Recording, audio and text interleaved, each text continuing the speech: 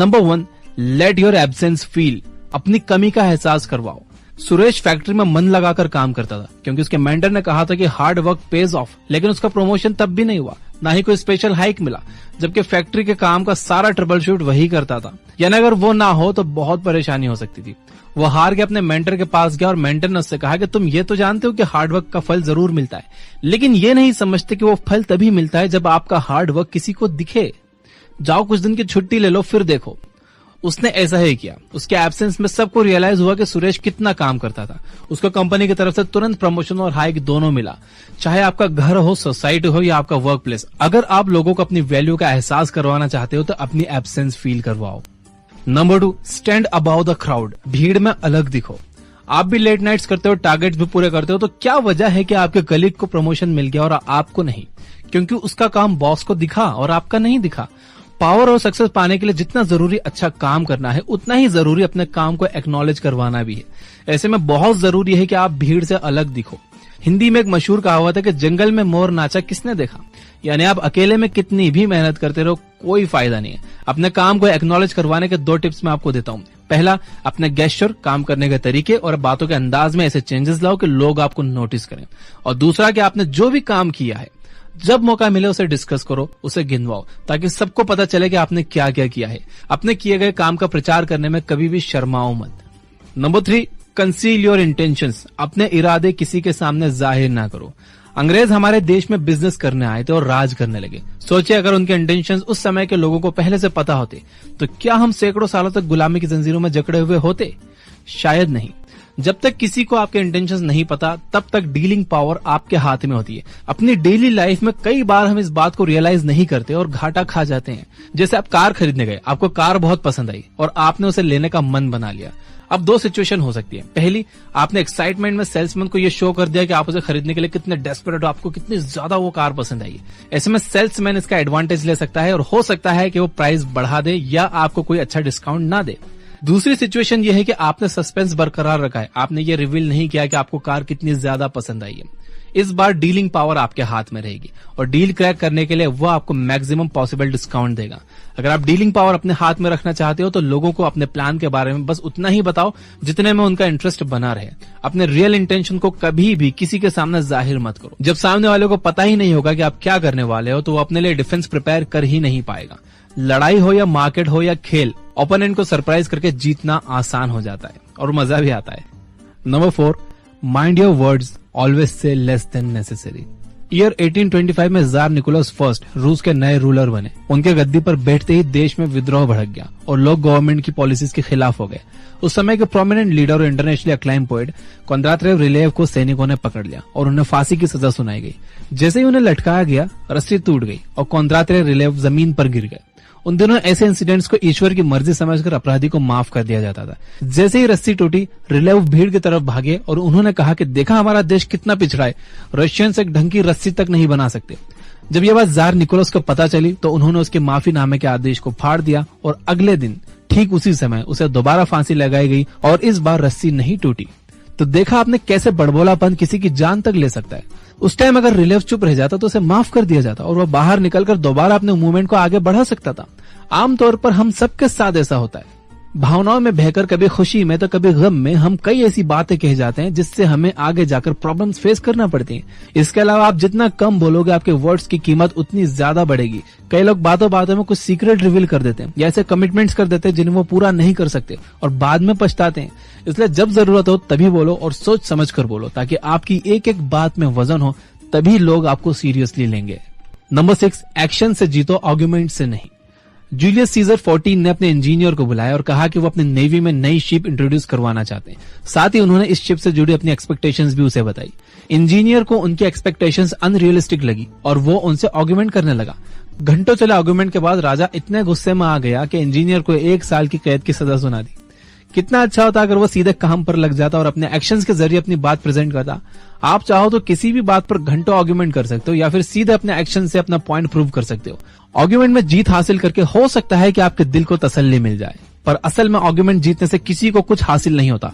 उल्टा इससे आपके रिश्ते और रेपुटेशन खराब होते हैं। तो फैसला आपका है। आर्गुमेंट में पढ़कर सब कुछ खोना चाहते हो या इसे अवॉइड करके अपने एक्शन से अपना पॉइंट प्रूव करना चाहते हो। नंबर 6, दोस्तों से ज्यादा दुश्मनों पर भरोसा रखो। इतिहास गवाह है कि हर बार पीठ में छुरा अपनों ने ही मारा है। वो इंसान जिस पर हम आंखें बंद करके भरोसा करते हैं, एक दिन वही हमारे डाउनफॉल का कारण बनता है। इसलिए रॉबर्ट ग्रीन कहते हैं कि जब बात किसी रिस्पॉन्सिबिलिटी की आए तो दोस्तों से ज्यादा अनजान या आपके पुराने दुश्मन रह चुके लोगों को देने में समझदारी है। ऐसा क्यों? क्योंकि जैसे ही आप किसी पर भरोसा करते हो तो आप उसे अपने सीक्रेट्स बता देते हो और उसे आपकी वीकनेस पता चल जाती है। तो ये तो जग जाहिर है कि कंपटीशन, लालच और जलन दोस्तों और रिश्तेदारों के बीच सबसे ज्यादा होती है। इसलिए दोस्तों के साथ डील करने से आपके धोखा खाने के चांसेस बढ़ जाते हैं।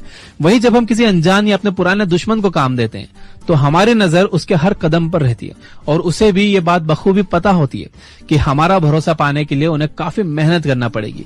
इसलिए वो काफी अच्छा काम करते हैं। कई लोग शायद इस बात से सहमत ना हो और कहें कि क्या इंसान किसी पर भरोसा ना करे, लेकिन जो सच है वो सच है। ह्यूमन साइकोलॉजी ऐसी ही है। वो कहते हैं ना कि हमें तो अपनों ने लूटा, गैरों में कहां दम था।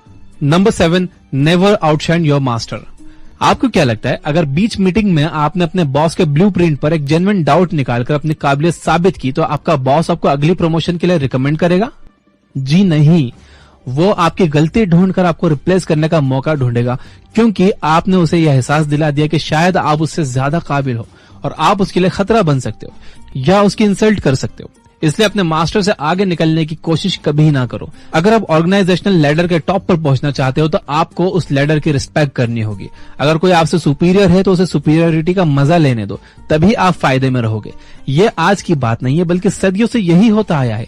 जो लोग पावर में हैं, अगर आप उनसे आगे निकलना चाहते हो तो उन्हें आपका मास्टर बने रहने दो, ताकि उन्हें लगता रहे कि वो आपसे बेहतर है। एक म्यान में दो तलवारें नहीं रह सकती, इसलिए आपके मास्टर को तलवार बने रहने दो और आप एक मीठी छुरी की तरह अपना काम निकलवाते रहो।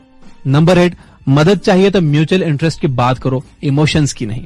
आप मानो या ना मानो, दुनिया बहुत सेल्फिश है। आपने चाहे किसी का कितना भी अच्छा क्यों ना किया हो, लेकिन फिर जब आपको मदद की जरूरत पड़ती है तो लोग ना कह देते हैं। तो जब भी आपको किसी की मदद की जरूरत हो तो ये ना सोचो कि इस पर तो मैंने इतने एहसान किए हैं या ये तो अपना है, मना नहीं करेगा, बल्कि कोई ऐसा पॉइंट उसके सामने रखो जिसमें उसका और आपका दोनों का फायदा हो। तभी आप 100% श्योर हो सकते हो कि आपका काम पूरा होगा और सही होगा।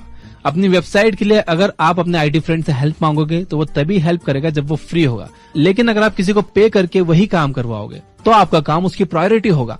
यानी सीधे शब्दों में कहें तो अगर आप अपने काम के बारे में सीरियस हो तो उसे करवाने के लिए म्यूचुअल इंटरेस्ट का सहारा लो, इमोशंस, काइंडनेस या ग्रेटिट्यूड का सहारा मत लो। नंबर 9, खुद पर भरोसा रखो। साइकोलॉजिकल पावर केवल दूसरों के साथ अपने रिलेशन को समझने से नहीं आती, बल्कि आपका खुद के साथ भी एक स्ट्रांग रिलेशन होना चाहिए। मैं अक्सर ऐसे लोगों से मिलता हूं जो इतने कंफ्यूज रहते हैं कि उन्हें खुद नहीं पता होता कि वो क्या चाहते हैं क्या नहीं।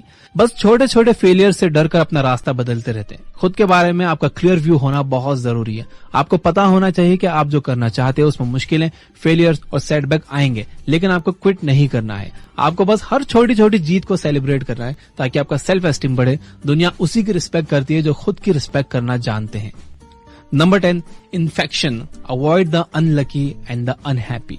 इंग्लिश में एक बड़ी पुरानी कहावत है, you could die from someone else's misery, यानी आप किसी और के दुख से मर सकते हो। हमारा इमोशनल सेटअप कुछ ऐसा ही है कि हमारी जैसी संगत होती है हम वैसे ही हो जाते हैं।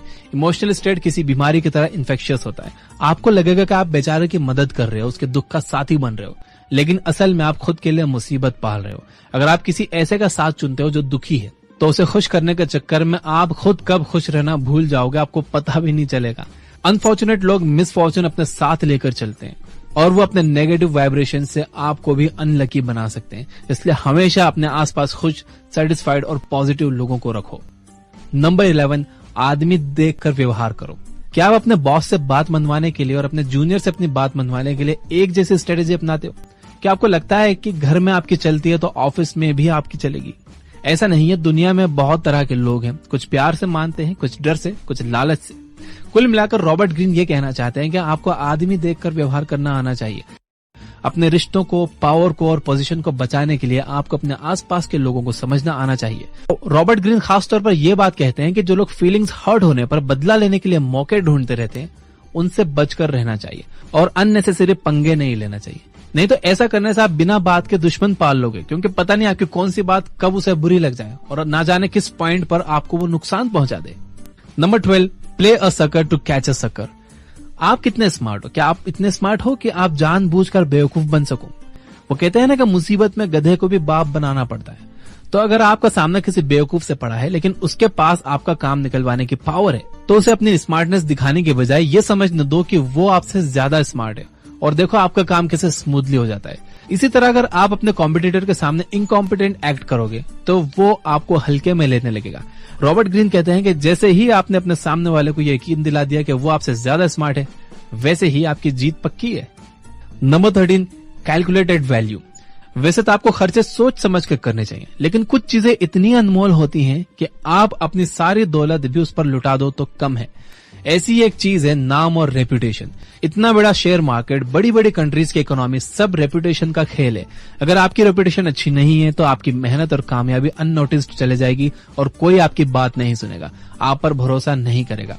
वहीं अगर आपकी रेपुटेशन है तो लोग खुद ब खुद आपको फॉलो करेंगे। किसी लोकल शॉप की 500 की टी शर्ट भी आपको महंगी लगती है और आप डिस्काउंट ढूंढते हो, वहीं लेविस की टी शर्ट के लिए आप 2000 भी खर्च करने के लिए तैयार हो जाओगे, क्योंकि उस ब्रांड का मार्केट में नाम है।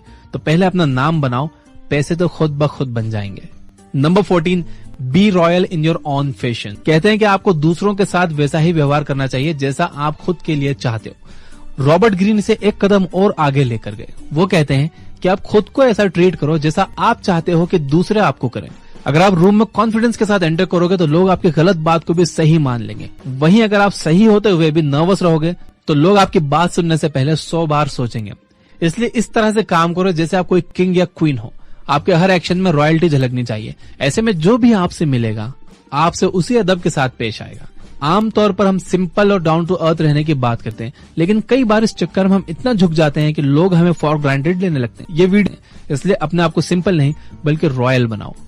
Number 15, avoid stepping in great man shoes. आपका बॉस आपका मेंटर था, ऑफिस में सब उसे मानते थे, उसने कई मुश्किल प्रोजेक्ट सक्सेसफुली हैंडल किए थे। आज फाइनली वो रिटायर हो गया और आपको वो कुर्सी मिल गई जहां आप बरसों से बैठना चाहते थे। लेकिन क्या आपको पता है कि आपके लिए सबसे मुश्किल क्या होगा? आपको हर बात में अपने बॉस से कंपेयर किया जाएगा। खुद को सक्सेसफुल दिखाने के लिए आपको काफी ज्यादा मेहनत करनी होगी, वरना आपको कोई याद नहीं रखेगा। वहीं अगर आप किसी ऐसे इंसान के बाद कुर्सी पर बैठते हो जिसने बहुत से फेलियर का सामना किया, तो आपकी थोड़ी सी भी अचीवमेंट बहुत ज्यादा शाइन करती है। पृथ्वीराज चौहान और महाराणा प्रताप को सभी जानते हैं, लेकिन उनके बच्चों को कौन जानता है? हो सकता है कि वो सब भी एक महान राजा रहे हों, लेकिन उनके पिता एक लेजेंड थे जिनकी कहानियों के पीछे उनके बच्चों की सक्सेस छुप गई। इसलिए अगर आप कम मेहनत में ज्यादा शाइन करना चाहते हो तो हमेशा ऐसे ऑप्शंस चूज करो जहां कंपटीशन कम हो, ताकि आप किसी ग्रेट मैन के शूज में पैर रखने से बच जाओ। नंबर 16, गुस्से को खुद पर हावी मत होने दो, इसका इस्तेमाल करो। किसी को कमजोर करने का सबसे आसान तरीका पता है आपको? उसे गुस्सा दिलाना। गुस्से में अक्सर इंसान अपने सोचने समझने की ताकत खो देता है, उसके एक्शंस इंपल्सिव हो जाते हैं। अगर आपको छोटी छोटी बातों पर गुस्सा आता है तो आपको लाइफ में इसका काफी खामियाजा भुगतना पड़ सकता है। अगर किसी ने भी ये अंदाजा लगा लिया, उसे ये पता चल गया कि आपको किन बातों पर गुस्सा आता है, तो बड़ी आसानी से वो आपकी नब्ज पकड़ लेंगे और आपको गुस्सा दिलाकर आपका ध्यान भटका देंगे, आपको कमजोर कर देंगे। इसलिए गुस्से जैसे स्ट्रॉन्ग इमोशन को अपने सक्सेस के रास्ते में मत आने दो। अगर किसी ने आपके साथ कुछ बुरा किया हो तो भी गुस्सा जाहिर करने की जगह शांति से काम लो और समय आने पर उसे अपने तरीके से जवाब दो।